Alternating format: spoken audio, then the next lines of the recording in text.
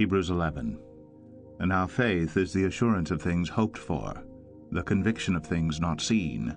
For by it the people of old received their commendation. By faith we understand that the universe was created by the word of God, so that what is seen was not made out of things that are visible.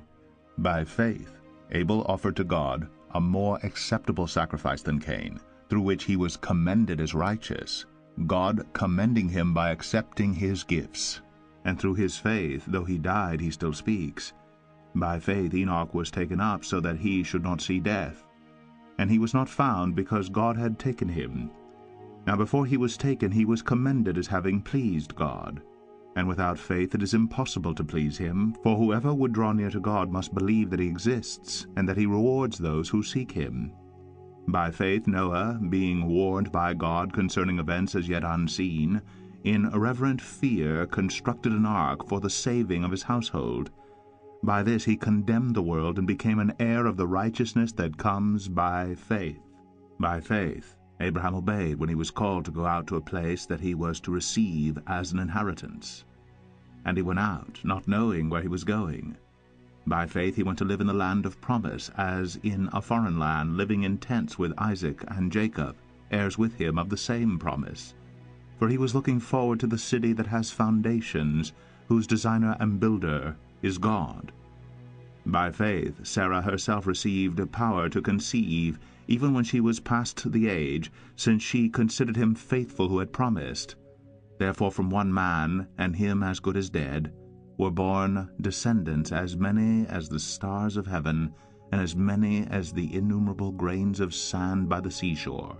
These all died in faith, not having received the things promised, but having seen them and greeted them from afar, and having acknowledged that they were strangers and exiles on the earth. For people who speak thus make it clear that they are seeking a homeland.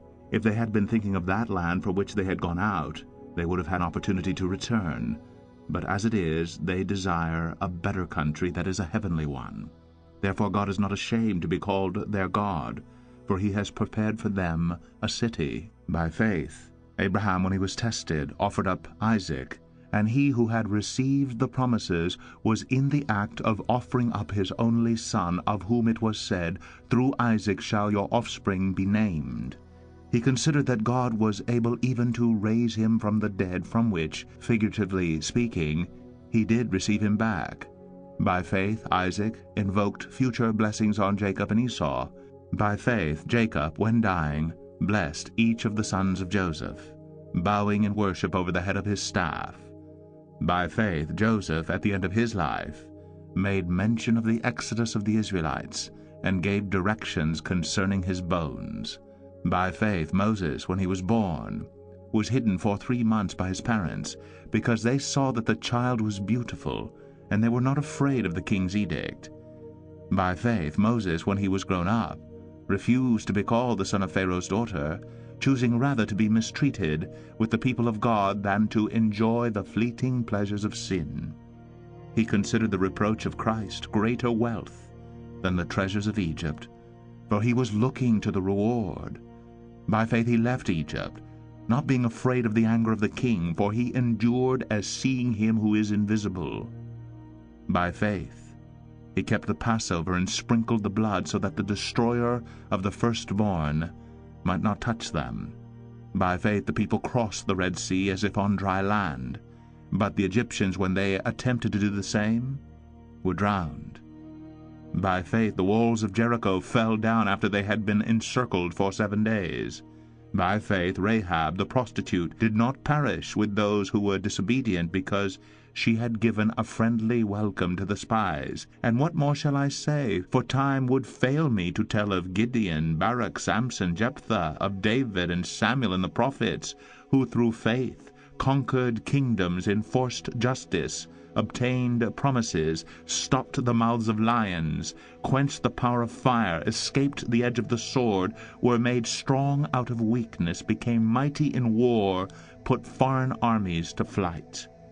Women received back their dead by resurrection. Some were tortured, refusing to accept release so that they might rise again to a better life.